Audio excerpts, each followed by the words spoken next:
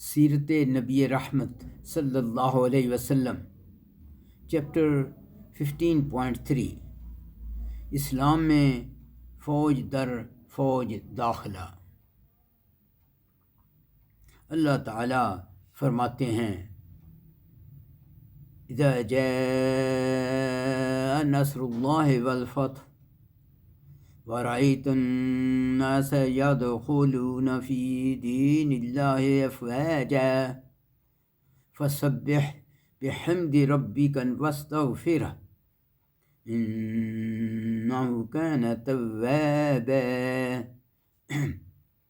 اے رسول اکرم صلی اللہ علیہ وسلم، جب اللہ کی مدد اور مکہ کی فتح کے آثار آ جائیں، اس فتح کے آثار یہ ہیں کہ آپ لوگوں کو اللہ کے دین میں یعنی اسلام میں جوک در جوک داخل ہوتا دیکھیں گے، تو اس وقت سمجھ لیجئے کہ آپ کی بعثت کا مقصد پورا ہو گیا ہے اور سفر آخرت قریب ہے۔ اس کی تیاری کے لیے آپ کیا کریں؟ آپ کی آیت میں ہے، بس اپنے رب کی تعریف کے ساتھ پاکی بیان کریں اور اس سے بخشش طلب کریں، بے شک وہ بڑا ہی توبہ قبول کرنے والا ہے۔ فتح مکہ کے بعد بت پرستی کا خاتمہ ہو گیا اور دور دراز بسنے والے قبیلوں کو بھی یقین آ گیا کہ رسول اکرم صلی اللہ علیہ وسلم سچے نبی ہیں، اور وہ جوک در جوک اسلام میں داخل ہونے لگے۔ اس کا اندازہ اس سے ہو سکتا ہے کہ فتح مکہ کے موقع پر اسلامی لشکر کی تعداد 10,000 تھی، جبکہ تقریباً 1 سال بعد غزوہ تبوک میں 30,000 تھی، اور حجۃ الوداع میں مسلمانوں کی تعداد 1,24,000 یا 1,44,000 تھی۔ گو 9 ہجرہ اور 10 ہجرہ میں رسول اکرم صلی اللہ علیہ وسلم کی خدمت میں آنے والے وفود کا تانتا بنا رہا، لیکن کئی وفود اس سے پہلے بھی آئے۔ کل وفود کی تعداد 70 سے زیادہ ہے، لیکن یہاں صرف چند تاریخی اہمیت کے وفود کا ذکر کیا جائے گا۔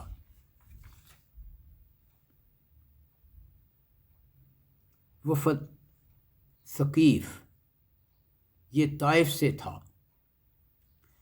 فتح مکہ کے بعد حضرت عروہ بن مسعود رضی اللہ عنہ رسول اکرم صلی اللہ علیہ وسلم کی خدمت میں حاضر ہوئے اور اسلام قبول کر لیا اور اپنی قوم میں تبلیغ کی اجازت مانگی۔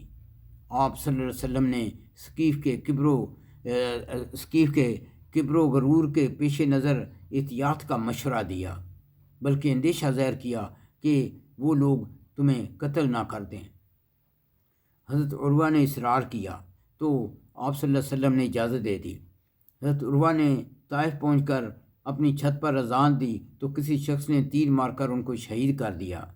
ایسی حرکت کے 1 ماہ بعد اہل طائف نے اپنے سرداروں کا ایک اجتماع کیا اور صورتحال کا ٹھنڈے دل سے جائزہ لیا۔ ان کو یہ بات سمجھ آئی کہ ہم پورے عرب کا مقابلہ نہیں کر سکتے جو کہ اسلام کے زیر نگیں ہو چکا ہے۔ بالآخر یہ طے پایا کہ مدینہ میں کسی نمائندہ کو بھیجا جائے۔ پس عبد یا لیل کی سرکردگی میں 6 افراد کا وفد مدینہ پہنچا، جس میں حضرت عثمان بن ابی العاص بھی تھے، جو کہ سب سے کم عمر تھے۔ واضح ہو یہ وہی عبد یا لیل ہے جس نے 12 سال پہلے طائف میں رسول اکرم صلی اللہ علیہ وسلم کی دعوت سننے سے انکار کر دیا تھا اور وہ بادشاہوں کو آپ کے پیچھے لگا دیا تھا۔ رسول اکرم صلی اللہ علیہ وسلم کی تبوک سے واپسی کے بعد یہ وفد مدینہ آیا۔ ان کو مسجد کے گوشے میں ایک خیمے میں ٹھہرایا گیا تاکہ وہ قرآن سنیں اور صحابہ کرام کو نماز ادا کرتے دیکھ سکیں۔ یہ لوگوں نے عجیب شرطیں پیش کیں۔ نمبر 1، ان کے بت لات کو 3 سال تک نہ توڑا جائے۔ آخر 1 مہینہ کی مدت میں آ گئے۔ حضرت عمر رضی اللہ عنہ نے کہا، کیسی جہالت کی باتیں کر رہے ہو؟ وفد کے سردار نے کہا، اے ابن خطاب، ہم تم سے بات کرنے نہیں آئے، ہمارا معاملہ رسول اکرم صلی اللہ علیہ وسلم سے ہے۔ رسول اکرم صلی اللہ علیہ وسلم نے یہ شرط کسی قیمت پر بھی قبول کرنے سے انکار کر دیا۔ تو وہ اس بات پر راضی ہو گئے کہ اسے توڑنے کے لیے رسول اکرم صلی اللہ علیہ وسلم اپنے لوگ بھیجیں۔ چنانچہ رسول اکرم صلی اللہ علیہ وسلم نے اس کام کے لیے حضرت ابو سفیان بن حرب اور حضرت مغیرہ بن شعبہ کو مقرر کیا۔ نمبر 2، ان کی دوسری شرط انہوں نے یہ پیش کی کہ ہمیں نماز کی ادائیگی سے مستثنی قرار دیا جائے۔ آپ نے فرمایا، جس دن میں نماز نہیں اس میں کوئی بھلائی نہیں۔ تیسری شرط انہوں نے یہ پیش کی، وفد کے ایک رکن نے زنا کی اجازت مانگی۔ نمبر 4، شراب پینے کی چھوٹ مانگی۔ نمبر 5، وہ کہنے لگے لین دین میں سود کی گنجائش ہونی چاہیے۔ رسول اکرم صلی اللہ علیہ وسلم نے ان سب شرائط کو مسترد کر دیا۔ وفد نے سوچا کہ اگر ہم اسلامی تقاضوں کو پورا نہیں کرتے تو ہمارا اشر بھی اہل مکہ والوں کا سا ہوگا۔ مجبوراً معاہدہ لکھنے کو تیار ہوئے۔ البتہ رسول اکرم صلی اللہ علیہ وسلم نے انہیں کچھ مدت کے لیے زکوٰۃ کی وصولی اور جہاد میں شرکت کے لیے ڈھیل دی۔ آپ کا خیال تھا کہ جب اسلام ان کے دلوں میں داخل ہو جائے گا تو تقاضے خود ہی پورے ہو جائیں گے۔ وفد کے نوجوان فرد حضرت عثمان بن ابی العاص ہر روز رسول اکرم صلی اللہ علیہ وسلم سے قرآن پڑھتے اور دین کی باتیں دریافت کرتے۔ انہی کو امیر مقرر کیا گیا۔ واضح ہو کہ رسول اکرم صلی اللہ علیہ وسلم کی وفات کے بعد جب کئی قبیلوں نے مرتد ہونے کی کوشش کی تو بنو ثقیف نے بھی مرتد ہونے کا ارادہ کیا۔ حضرت عثمان بن ابی العاص نے انہیں کہا، ثقیف کے لوگوں، تم سب سے اخیر میں اسلام لائے ہو، اس لیے سب سے پہلے مرتد نہ ہو۔ یہ سن کر بنو ثقیف ارتداد سے رک گئے اور اسلام میں ثابت قدم رہے۔ جب یہ وفد واپس طائف پہنچا تو اپنی قوم سے انہوں نے ڈرامہ کیا۔ اپنی قوم سے کہا کہ رسول اکرم صلی اللہ علیہ وسلم نے ناقابل قبول شرطیں پیش کی ہیں، لہٰذا جنگ کے لیے تیاری کرو۔ 2 دن جنگ کے جذبات ابھرے رہے، پھر لوگ خود ہی کہنے لگے، بھلا ہم رسول اکرم صلی اللہ علیہ وسلم سے کیا لڑیں گے جبکہ سارا عرب ان کی اطاعت کر رہا ہے، جاؤ ان کی سب شرائط کو قبول کر لو۔ اس طرح کی فضا تیار ہونے کے بعد وفد نے انہیں حقیقت بتائی اور کہا، ہم نے رسول اکرم صلی اللہ علیہ وسلم کو تقوی، وفا، رحم اور صدق میں اللہ پایا اور ہمارا سفر بہت ہی بابرکت رہا۔ حضرت ابو سفیان اور حضرت مغیرہ وفد کے ساتھ ہی طائف گئے اور سب بتوں کو توڑ دیا۔ سوچئے وہی طائف جو ایک دن رسول اکرم صلی اللہ علیہ وسلم پر پتھر پھینک رہا تھا، انہی کے حکم کے اشارے سے ان کا جاہلی نظام خود ان کی آنکھوں کے سامنے مسمار کیا جا رہا تھا۔ رسول اکرم صلی اللہ علیہ وسلم نے طائف کا محاصرہ اس لیے اٹھا لیا تھا تاکہ خون ریزی نہ ہو۔ آپ کا خیال تھا کہ جب اہل ثقیف اپنے حالات کا ٹھنڈے دل سے مطالعہ کریں گے تو انشاءاللہ اطاعت قبول کر لیں گے، اور ایک تعمیری اصلاحی انقلاب کے لیے یہی سوچ مناسب تھی، اور بعد میں یہی طریقہ مفید ثابت ہوا۔ یہ رسول اکرم صلی اللہ علیہ وسلم کی دور اندیشی اور رجم و کرم کی زندہ مثال ہے۔ دوسرا وفد نجران مکہ اور یمن کے درمیان 73 بستیوں پر مشتمل آبادی تھی، جس سے تقریباً 1 لاکھ سپاہی نکل سکتے تھے۔ یہ لوگ عیسائی تھے۔ نجران کا وفد 9 ہجری میں آیا۔ یہ 60 لوگ تھے۔ ان میں سے ایک حکومت کا کام کرنے کا انچارج عبد المسیح تھا، ایک ثقافتی اور سیاسی امور کا انچارج تھا، اور ایک روحانی پیشوا ابو حارثہ بن القمہ تھا۔ یہ لوگ چند روز مدینہ میں مقیم رہے۔ ان کو مسجد نبوی میں اپنے مذہب کے مطابق ادائے نماز سے بعد صحابہ نے روکا۔ یہ لوگ چند روز مدینہ میں مقیم رہے۔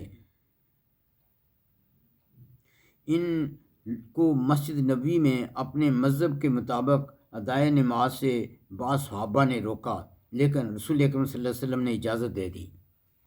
ان کی آمد پر مقامی یہودیوں نے دخل اندازی کی اور مختلف باتیں چھڑیں۔ مثلا جب حضرت عیسیٰ علیہ السلام کی حیثیت پر بحث ہوئی تو یہود نے یہ شوشہ اٹھایا کہ رسول اکرم صلی اللہ علیہ وسلم خود عیسیٰ علیہ السلام کی جگہ لے کر اپنی پرستش کرانا چاہتے ہیں۔ اس پر رسول اکرم صلی اللہ علیہ وسلم نے جواب دیا، آل عمران آیت 79، کسی آدمی کے یہ لائق نہیں کہ اللہ تعالیٰ تو اسے کتاب اور حکمت اور نبوت دے، پھر وہ لوگوں کو کہے کہ تم اللہ تعالیٰ کے بجائے میرے بندے بن جاؤ، لیکن اس کو چاہیے یہ کہے تم صرف اللہ تعالیٰ کی عبادت کرنے والے ہو جاؤ، اس لیے کہ تم کتاب سکھاتے ہو اور خود بھی پڑھتے ہو۔ پھر یہود اور اہل وفد کے درمیان یہ بحث ہوئی کہ ابراہیم علیہ السلام یہودی تھے یا نصرانی۔ قرآن پاک نے دو ٹوک الفاظ میں کہہ دیا، سورۃ آل عمران آیت 65، اے اہل کتاب، تم ابراہیم علیہ السلام کے بارے میں کیوں جھگڑتے ہو؟ توریت اور انجیل تو ان کے بعد نازل کی گئی، تو کیا تم کو عقل نہیں؟ بلکہ حقیقت تو یہ ہے، حالانکہ سورۃ آل عمران آیت 67 میں حضرت ابراہیم علیہ السلام نہ یہودی تھے نہ نصرانی تھے، بلکہ وہ تو سب سے رخ موڑ کر ایک اللہ کے ہونے والے مسلمان تھے، اور وہ مشرکوں میں سے نہ تھے۔ رسول اکرم صلی اللہ علیہ وسلم نے وفد کو اسلام کی دعوت دی، لیکن انہوں نے اسلام قبول نہ کیا اور پوچھا کہ آپ مسیح علیہ السلام کے بارے میں کیا کہتے ہیں؟ اس کا جواب رسول اکرم صلی اللہ علیہ وسلم نے ایک روز دن بھر نہ دیا، یہاں تک کہ آپ پر یہ آیت نازل ہوئی، آل عمران سورۃ 59-61۔ بے شک اللہ کے نزدیک حضرت عیسیٰ علیہ السلام کی پیدائش کی مثال حضرت آدم علیہ السلام جیسی ہے۔ اسے مٹی سے پیدا کیا، پھر اس کو کہا ہو جا تو وہ ہو گیا۔ یہ بیان کردہ سچا واقعہ آپ کے رب کی طرف سے ہے، بس آپ شک کرنے والوں میں سے نہ ہونا۔ آپ کے پاس علم آ جانے کے بعد جو آپ سے اس بارے میں جھگڑے تو آپ کہہ دیں کہ آؤ ہم تم اپنے بیٹوں، ہم تم اپنی عورتوں اور ہم خود بھی اور تم خود بھی بلا لیں، ان سب کو بلا لیں، پھر عاجزانہ دعا اور التجا کریں اس طور پر کہ جھوٹوں پر اللہ کی لعنت ہو۔ اگلی صبح رسول اکرم صلی اللہ علیہ وسلم نے وفد کو ان آیات کی روشنی میں حضرت عیسیٰ علیہ السلام کے بارے میں بتایا، اور پھر انہیں دن بھر اس پر غور و فکر کرنے کے لیے چھوڑ دیا، لیکن انہوں نے حضرت عیسیٰ علیہ السلام کے بارے میں رسول اکرم صلی اللہ علیہ وسلم کی بات ماننے سے انکار کر دیا۔ پھر اگلے روز رسول اکرم صلی اللہ علیہ وسلم نے انہیں مباہلے کی دعوت دی، اور آپ صلی اللہ علیہ وسلم حضرت حسن اور حسین رضی اللہ عنہما کو ایک چادر میں لپیٹے ہوئے مسجد اجابہ میں تشریف لائے، اور حضرت فاطمہ بھی آپ کے ساتھ تھیں۔ جب وفد نے دیکھا کہ آپ مباہلے کے لیے تیار ہیں تو وفد نے آپس میں مشورہ کیا کہ اگر واقعی یہ خدا کے نبی ہوئے تو ہمارا نام و نشان مٹ جائے گا۔ وفد نے حاضر ہو کر عرض کیا کہ آپ کا جو مطالبہ ہو ہم اسے ماننے کے لیے تیار ہیں۔ اس پر رسول اکرم صلی اللہ علیہ وسلم نے ان سے جزیہ لینا منظور کر لیا، اور 2000 جوڑے کپڑے بھی، اور ہر جوڑے کے ساتھ ایک اوقیہ یعنی 152 گرام چاندی بھی ادا کرنی ہوگی۔ اس کے بدلے میں انہیں مذہبی آزادی اور سماجی خود مختاری دی، اور ان کے افراد اور املاک جن حالات پر ہیں اسی پر قائم رہیں گے۔ اس سلسلے میں آپ نے انہیں یہ سب کچھ لکھ دیا۔ ان لوگوں نے آپ سے گزارش کی کہ آپ کوئی قابل اعتماد افسر جزیہ کی وصولی کے لیے ہمارے ساتھ روانہ کریں۔ آپ نے امین الامت حضرت ابو عبیدہ بن جراح رضی اللہ عنہ کو بھیجا، جنہوں نے دعوت و تبلیغ کا کام بھی کیا، اور بہت سے لوگوں نے اسلام قبول کر لیا۔ بعد میں رسول اکرم صلی اللہ علیہ وسلم نے ان سے صدقات اور جزیہ لانے کے لیے حضرت علی رضی اللہ عنہ کو روانہ کیا، اور معلوم ہے کہ صدقہ مسلمانوں سے لیا جاتا ہے۔ اس واقعہ سے واضح ہے کہ اسلام دوسرے مذاہب پر چلنے والی اقلیتوں کے لیے کتنا فیاض ہے۔ نمبر 3، وفد بنی حنیفہ۔ یہ وفد بنی حنیفہ 9 ہجری میں مدینہ میں ایک انصاری کے گھر ٹھہرا۔ اس میں مسلمہ کذاب سمیت 17 لوگ تھے۔ اس میں مسلمہ سمیت 17 لوگ حاضر تھے۔ یہ لوگ رسول اکرم صلی اللہ علیہ وسلم کی خدمت میں حاضر ہوئے اور اسلام قبول کیا۔ البتہ مسلمہ کذاب کے متعلق روایات مختلف ہیں۔ ان روایت کا جائزہ لینے سے یہ پتہ چلتا ہے کہ مسلمہ وفد کے باقی ارکان کے ساتھ رسول اکرم صلی اللہ علیہ وسلم کی خدمت میں حاضر نہ ہوا اور اس نے اکڑ اور تکبر کیا۔ اس سے پہلے رسول اکرم صلی اللہ علیہ وسلم نے ایک خواب دیکھا کہ پوری زمین کے خزانے لا کر آپ کے پاس رکھ دیے گئے ہیں اور اس میں سے سونے کے کنگن آپ کے ہاتھ میں آ پڑے۔ آپ کو اس سے رنج ہوا، چنانچہ آپ کو وحی کی گئی کہ آپ ان دونوں کو پھونک دیجیے۔ آپ صلی اللہ علیہ وسلم نے پھونک دیا اور وہ دونوں اڑ گئے۔ اس خواب کی تعبیر کے طور پر آپ نے فرمایا کہ میرے بعد 2 کذاب یعنی جھوٹے لوگ نکلیں گے۔ 2 کذاب یعنی 2 جھوٹے لوگ نکلیں گے۔ بخاری میں ہے، رسول اکرم صلی اللہ علیہ وسلم حضرت ثابت بن قیس کے ہمراہ مسلمہ کے پاس تشریف لے گئے۔ آپ کے ہاتھ میں کھجور کی ایک شاخ تھی۔ مسلمہ کا کہنا تھا کہ اگر رسول اکرم اپنے بعد مجھے اپنا جانشین بنا لیں تو میں ان کی پیروی کروں گا۔ آپ نے اسے کہا کہ میں حکومت سے تجھے ایک شاخ کے برابر بھی کوئی چیز نہیں دوں گا اور تم اس بارے میں اللہ کے مقرر کیے ہوئے فیصلے سے آگے نہیں جا سکتے۔ اگر تم نے میری نافرمانی کی تو اللہ تمہیں توڑ کر رکھ دے گا۔ اللہ کی قسم میں تجھے وہی شخص سمجھتا ہوں جس کے بارے میں مجھے وہ خواب دکھایا گیا، اور ثابت بن قیس ہیں جو میری طرف سے جواب دیں گے۔ اور اس کے بعد آپ واپس چلے گئے۔ یہاں تک بخاری میں ہے۔ جب مسلمہ کذاب واپس یمامہ گیا تو اس نے دعویٰ کیا کہ اسے رسول اکرم صلی اللہ علیہ وسلم کے ساتھ کار نبوت میں شریک کر لیا گیا ہے۔ اس نے اپنی قوم کے لیے زنا، شراب حلال کر دیا اور ساتھ ہی یہ شہادت دیتا رہا کہ رسول اکرم صلی اللہ علیہ وسلم اللہ کے نبی ہیں۔ اسی طرح اس کی قوم اس کی پیروی کرنے لگی۔ وہ ساتھ یہی شہادت دیتا رہا کہ رسول اکرم اللہ کے نبی ہیں۔ اس طرح اس کی قوم اس کی پیروی کرنے لگی اور اسے یمامہ کا رحمان کہنے لگی۔ اس نے رسول اکرم صلی اللہ علیہ وسلم کو خط لکھا، مجھے اس کام میں آپ کے ساتھ شریک کر دیا گیا ہے۔ آدھی حکومت ہمارے لیے ہے اور آدھی قریش کے لیے۔ رسول اکرم صلی اللہ علیہ وسلم نے جواب میں لکھا، ان الارض للہ یورثها من یشاء من عبادہ والعاقبۃ للمتقین۔ بے شک زمین اللہ کی ہے، وہ اپنے بندوں میں سے جسے چاہتا ہے اس کا وارث بناتا ہے، اور اخیر کامیابی پرہیزگاروں کے لیے ہے۔ مسلمہ کذاب نے رسول اکرم صلی اللہ علیہ وسلم کے پاس 2 قاصد بھیجے۔ رسول اکرم نے ان سے پوچھا، کیا تم دونوں شہادت دیتے ہو کہ میں اللہ کا رسول ہوں؟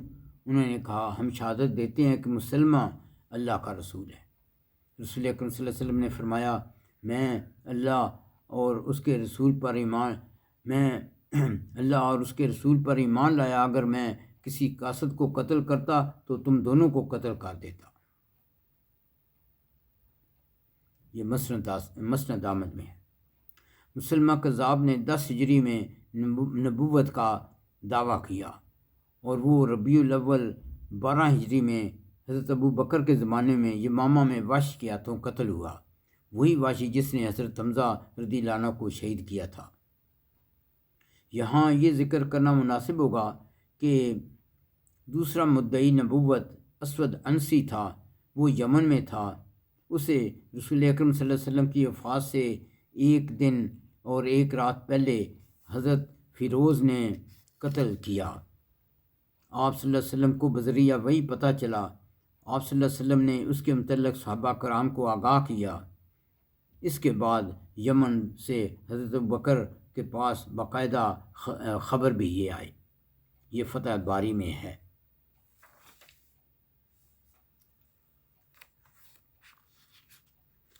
اس طرح وفود کا تانتا بندہ رہا، اور رسول اکرم صلی اللہ علیہ وسلم نے اپنی فراست اور دور اندیشی سے مدینہ میں جس ننھی منی اسلامی ریاست کی بنیاد رکھی تھی، وہ ایک عظیم اسلامی سلطنت بن گئی، اور مدینہ جزیرۃ العرب کا دارالحکومت بن گیا۔ سبحان اللہ۔ لوگوں کے سینے سچائی اور نیکی کے پیغام کے لیے کھل گئے۔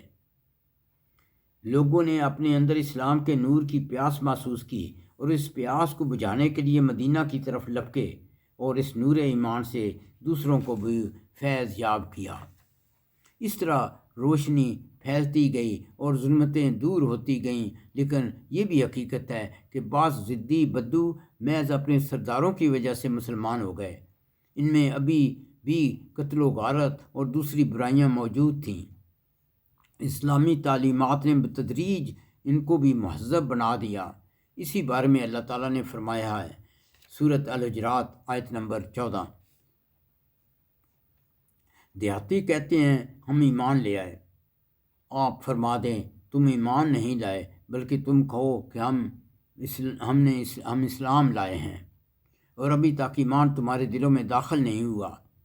اور اگر تم اللہ اور اس کے رسول کی اطاعت کرو گے تو اللہ تمہارے اعمال میں سے کچھ بھی کم نہ کرے گا، بے شک اللہ بخشنے والا اور مہربان ہے۔ اللہ تعالیٰ نے اسی طرح اور تفصیل سے سورۃ توبہ آیت 97 - 98 میں فرمایا، دیہاتی لوگ کفر اور نفاق میں بہت ہی سخت ہیں، اور ان کو ایسے ہی ہونا چاہیے کہ ان کو ان احکام کا علم نہ ہو جو اللہ تعالیٰ نے اپنے رسول صلی اللہ علیہ وسلم پر نازل فرمائے، کیونکہ وہ شہر سے دور رہتے ہیں اور انہیں اللہ اور رسول کی باتیں سننے کا اتفاق نہیں ہوتا، یہ وجہ سے۔ اور اللہ تعالیٰ بڑا علم اور بڑی حکمت والا ہے، اور بعض دیہاتی ہیں جو اللہ کی راہ میں جو خرچ کرتے ہیں اسے تاوان سمجھتے ہیں، اور تمہارے لیے گردشوں کا انتظار کرتے ہیں۔ انہی پر بڑی گردش ہے، اور اللہ سننے والا اور جاننے والا ہے۔ لیکن سب دیہاتی ایسے نہیں، ان جیسے نہیں۔ اللہ تعالیٰ نے مخلصین کے لیے خوشخبری بھی دی، سورۃ توبہ آیت نمبر 99۔ اور بعض دیہاتی ایسے بھی ہیں جو اللہ تعالیٰ اور قیامت کے دن پر ایمان رکھتے ہیں، اور جو وہ خرچ کرتے ہیں اسے اللہ تعالیٰ سے قرب اور رسول اکرم صلی اللہ علیہ وسلم کی دعائیں لینے کا ذریعہ سمجھتے ہیں۔ ہاں یقیناً وہ ان کے لیے قرب الہی کا ذریعہ ہے۔ اللہ تعالیٰ جلد انہیں اپنی رحمت میں داخل کرے گا۔ اللہ تعالیٰ جلد انہیں اپنی رحمت میں داخل کرے گا، بے شک اللہ تعالیٰ بخشنے والا نہایت مہربان ہے۔ ربنا تقبل منا انك انت السميع العليم وتب علينا انك انت التواب الرحيم۔